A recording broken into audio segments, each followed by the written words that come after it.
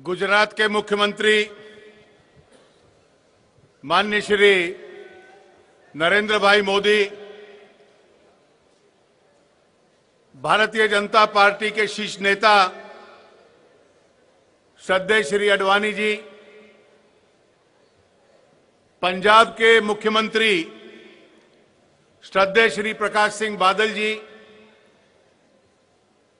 हिमाचल प्रदेश के मुख्यमंत्री आदरणीय श्री प्रेम कुमार धूमल जी, मंच पर बैठे हुए विभिन्न धर्मों के धर्मगुरु, राजनीतिक और सामाजिक नेता, बहनों और भाइयों,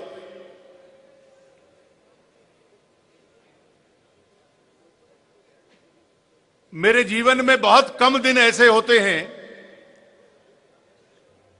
जिस दिन नरेंद्र भाई और मुझे एक दूसरे से बात करने का अवसर नहीं मिलता।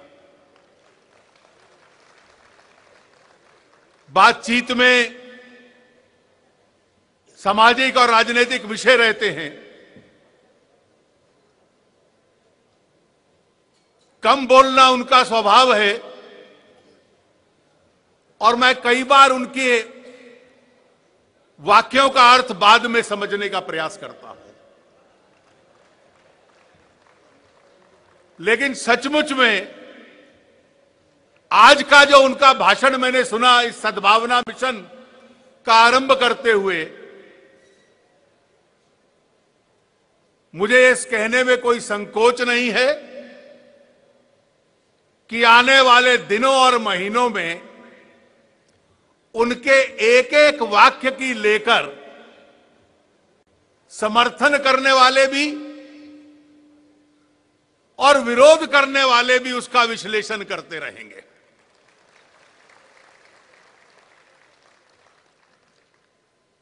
आज देश की जिस राजनीतिक स्थिति के दौरान यह भाषण दिया गया है,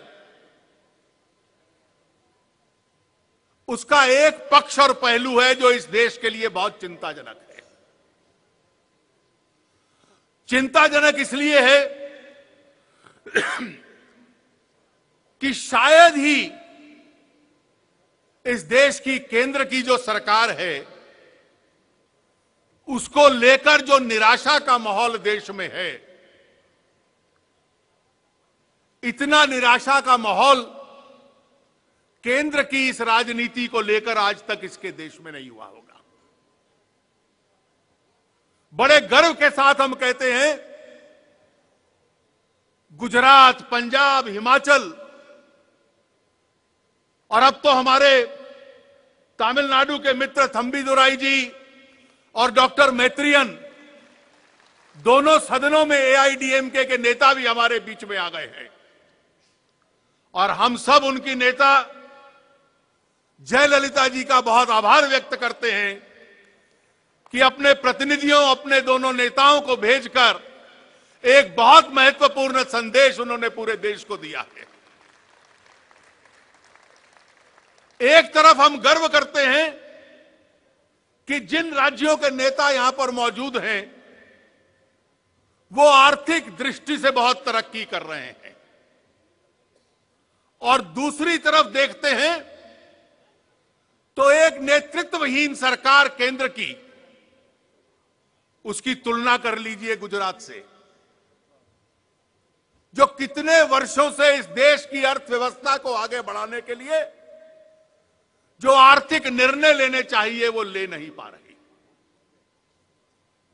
एक तरफ आप सद्भावना की बात करते हैं, हमदर्दी की बात करते हैं, जिसको चोट लगी हो उसके साथ सहानुभूति की बात करते हैं, और केंद्र की हुकूमत जो निर्णय लेती है, पिछले 2-3 दिन के उनके निर्णय ले लीजिए, तो इस देश के गरीब आदमी के लिए, कमजोर आदमी के खिलाफ प्रहार करने का काम करती है। एक तरफ लोग कहते हैं, जिस किसी ने व्यवसाय या उद्योग लगाया गुजरात में, पूरी दुनिया में जाकर कहता है कि जितनी सरलता के साथ मैंने उद्योग लगाया, शायद इस देश में व्यवसाय कायम करना है तो गुजरात से बेहतर स्थान नहीं मिलता। Gujarat is the best place to do business. इस देश के सबसे बड़े उद्योगपति रतन टाटा कहते हैं कि अगर आपने गुजरात में उद्योग नहीं लगाया तो इसका अर्थ है कि आपको उद्योग लगाने की समझ नहीं है। दुनिया की सबसे प्रतिष्ठित पत्रिका है अंग्रेजी की इकोनॉमिस्ट। 5 अंक पूर्व गुजरात पे लेख था और लेख का आधार यह था कि जैसे रेलगाड़ी को एक इंजन खींचता है, गुजरात इंजन भर के भारतीय अर्थव्यवस्था को खींचने का काम करता है। It's the engine of India's economic growth. यह दुनिया की सबसे प्रतिष्ठित पत्रिका जो है इकोनॉमिस्ट, उसने अपने अंक में यह लिखता है।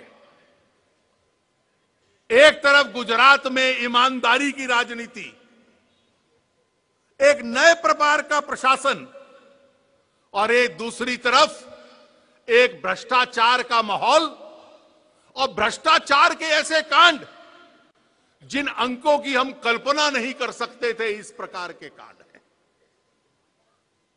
एक तरफ ताकत जमीन तक, जनता तक देने का प्रयास है और दूसरी ओर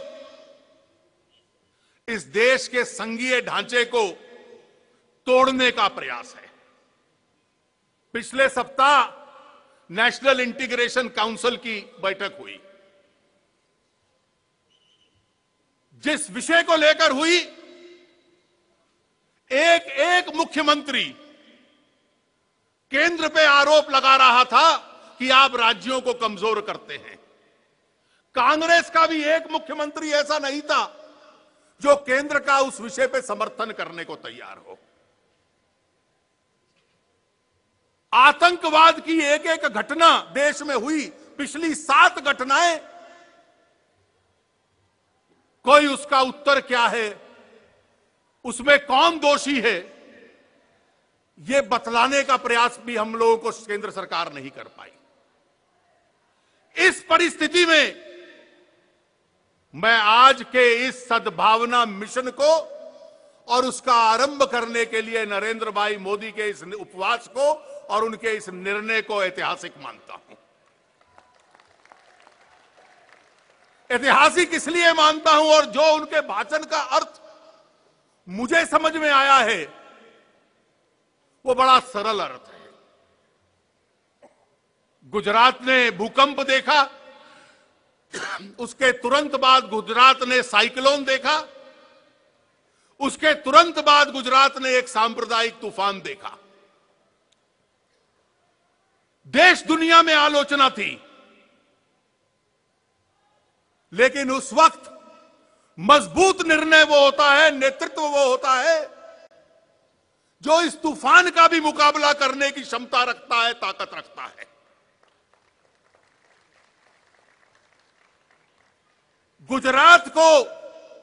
गुजरात की आर्थिक प्रगति को, विकास को एक चरण सीमा पे ले जाना है। आलोचना के सामने दबना नहीं है। जिस प्रकार से केंद्र की सरकार को लकवा मारा हुआ है, उससे यह सबक है कि 2002 से लेकर आज तक एक के बाद एक निर्णय करना। पूरे देश में इतना निवेश नहीं आता था, एक वर्ष की ग्लोबल इन्वेस्टर के सम्मेलन में गुजरात में आने लग पड़ा। गुजरात को आर्थिक विकास की चरण सीमा पे ले जाना और उस चरण सीमा पे ले जाने के साथ साथ जितनी योजनाएं हैं, गरीब आदमी को उसमें सहायता मिले, छोटी कन्याओं को एक बच्ची स्कूल में जा पाए, एक कमजोर वर्ग का, सामाजिक दृष्टि से कमजोर वर्ग का व्यक्ति, उसको स्वास्थ्य सेवाएं मिल सके, यह पूरा शासन का प्रयास रहता था। और उसके साथ साथ अगर आर्थिक विकास चाहिए तो गुजरात के अंदर सामाजिक सद्भावना का भी एक दौर कायम किया जाए। ये गुजरात के राजनीतिक नेतृत्व का, मुख्यमंत्री का, सरकार का ये जो आज निर्णय हुआ है और आज जो ये अभियान शुरू हुआ है, मुझे मालूम है कि कई लोग इस पर विभिन्न प्रकार की टिप्पणियां कर देंगे, लेकिन राजनीतिक नेतृत्व और मजबूत राजनीतिक नेतृत्व की ताकत वो होती है कि सकारात्मक एजेंडा, सकारात्मक कार्यक्रम, पॉजिटिव एजेंडा अपना तय करता है, आलोचना के सामने दबता और झुकता नहीं है। और जिस सकारात्मक कार्यक्रम के ऊपर गुजरात को लेकर जाना है, जो इस देश के लिए एक उदाहरण बनता है, उस कार्यक्रम को आज लागू करने की एक पहल हुई है। आर्थिक विकास और सामाजिक सद्भावना, इस आधार के ऊपर राज्य के अंदर एक माहौल बने। मैं तो इसको अच्छा मानता हूं नरेंद्र भाई कि आज बादल साहब हमारे बीच में आए इस कार्यक्रम के लिए। बादल साहब शिरोमणि अकाली दल के नेता हैं। याद करिए पंजाब का आतंकवाद, याद करिए इस देश के अंदर हमारे सिख भाइयों के खिलाफ जो अन्याय और अत्याचार हुआ था। शिरोमणि अकाली दल और भारतीय जनता पार्टी का तब से आज तक का गठबंधन उससे पहले से चल रहा था। यह केवल राजनीतिक गठबंधन नहीं था, लेकिन पंजाब के अंदर सामाजिक सद्भावना कायम करने का एक आंदोलन बन चुका था। इसलिए हमारी पार्टी का भी इसका दृष्टिकोण, पंजाब का उदाहरण मैंने इसलिए दिया कि बादल साहब हमारे बीच में अभी बोल रहे थे। इस आर्थिक विकास और सामाजिक सद्भावना का जो संदेश मिला है, आज जिसकी पहल हुई है, इस पहल को आगे बढ़ाकर गुजरात और तरक्की करेगा और प्रगति करेगा। इस पहल का नेतृत्व करने के लिए हम सब लोग आए हैं और आप इतनी बड़ी संख्या में आए हैं। श्री नरेंद्र मोदी को अपनी शुभकामनाएं देने के लिए, इस ऐतिहासिक दिन के लिए, और विभिन्न राजनीतिक दल और उनके नेता, राज्य सरकारों के प्रतिनिधि जो यहां पर आए हैं, कर्नाटक सरकार के प्रतिनिधि भी आए हुए हैं, हम उन सब का हार्दिक आभार व्यक्त करते हैं इस पहल में गुजरात के साथ एक से एक कदम बढ़ाकर खड़ा होने के लिए। आप सबका बहुत बहुत धन्यवाद।